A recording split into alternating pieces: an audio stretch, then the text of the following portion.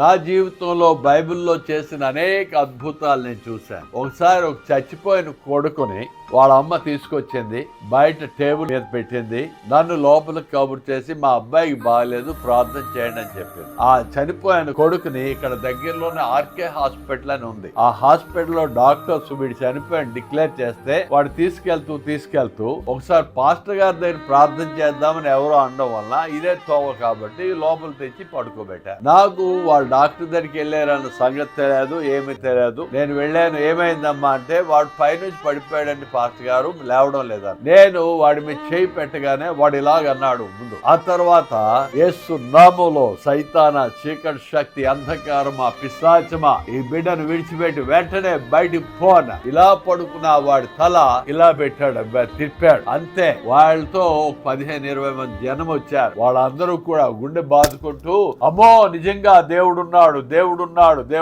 గుండె బాదుకుంటున్నారు. వాళ్ళందరూ హిందువులు కాబట్టి వాళ్ళ యొక్క ప్రవర్తన చూసి ఏంటి ఇలాగవుతుంది, ఏంటి వీళ్ళు ఇంత విడ్డూరంగా ప్రవర్తిస్తున్నారంటే వాళ్ళు అన్నారు, పాస్టర్ గారు మీకు తెలియదు, హాస్పిటల్ తీసుకెళ్తే వీడు చచ్చిపోయాడు అన్నారు, వాడు తీసుకెళ్లిపోతూ మీ దగ్గర తెచ్చా అని వాళ్ళు చెప్పారు. దేవుడు చేసిన అద్భుతమైన మిరకల్. God bless. మీ జీవితాల్లో కూడా దేవుడు అద్భుతాలు చేస్తాడు. ఆమేన్.